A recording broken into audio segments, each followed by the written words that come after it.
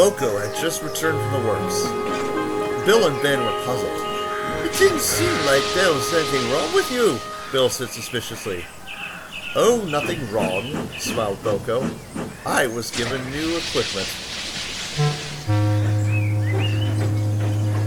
But you look exactly the same, said Ben. The equipment is on the inside, chuckled Boco. Sir Topham had an alert system installed in my cab. It's a button that has to be pushed as soon as it starts flashing. And if it's not pushed, my brakes come on. It's there to make sure my driver is paying attention, especially when I take my midnight goods. I assume Sir Topham Hatt wants to take caution after the recent string of sleepy signalmen, Boco chuckled. Ha! Teased Ben. More like he wants to be sure you don't fall asleep on the job.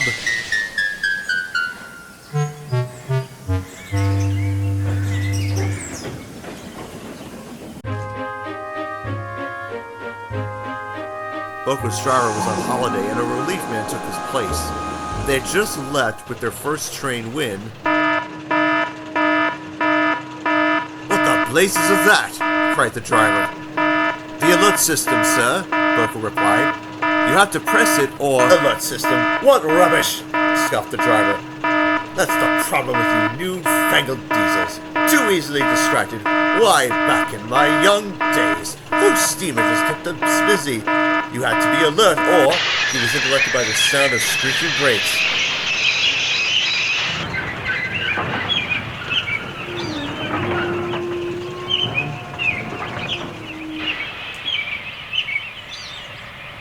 Huh? What's the matter now?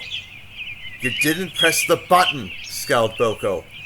My brakes come on. If you don't, it's to prevent runaways.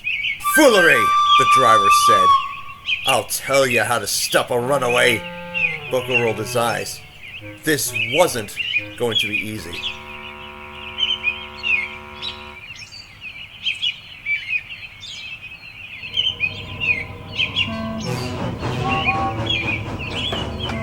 The relief driver gave Boco grief all day. He would ignore the alert system, only pressing the button at the last second. And he laughed when Boco tried to reason with him. The old diesel was feeling annoyed and stressed.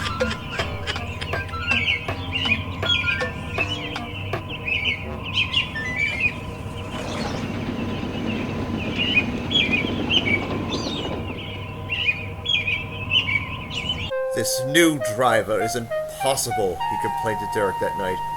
He's more interested in his glory days than he is with keeping the train running. Oh dear, sighed Derek. He does sound like a handsful old chap. Still, it must be of some comfort that you'll be able to stop, even if his mind does go wandering. I suppose, mumbled Boco. But a railway is no place for his games. Derek could only agree.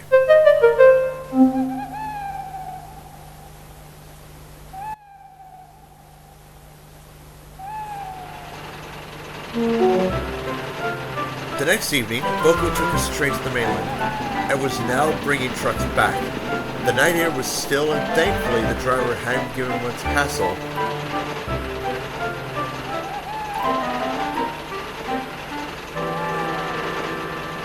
As Boco rolled through the countryside, the familiar beep of the alert system began. Boco braced himself for a comment from the driver, but none came. Instead, he heard snoring. Stop fooling, Boco growled. This little joke of yours isn't funny anymore, wasn't to begin with, either, he mumbled under his breath. Still, there was no reply, and the beeping continued. Boco looked down the line and turned white as a ghost. Up ahead, some fish stands and the flying kipper stood at every station, waiting to be shunted. Boco knew he needed to stop. Wake up, he cried. The driver didn't hear, but the trucks did. Your driver's asleep, sniggered one. Don't worry, we'll wake up for you! Laughed another. On! The silly trucks giggled together.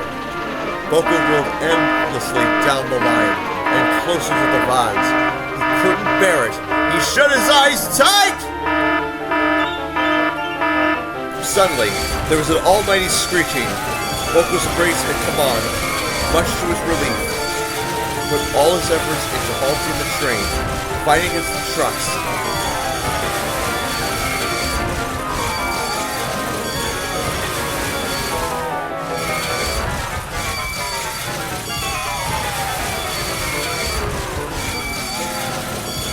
At last, the train groaned to a halt, with Boco's buffers mere inches from the vans. Ugh, sighed Boco, while the trucks grumbled with disappointment. Just then, the driver stepped out of the cab. Eh? What's happened? How'd these vans get here? Boco just rolled his eyes.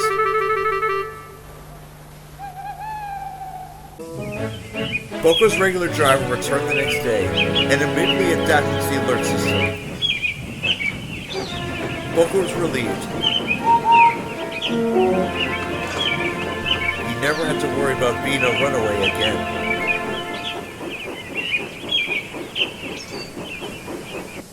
Meanwhile, Sir Tom had stern words for the relief driver. After that, he wouldn't be forgetting to stay awake and alert anytime soon.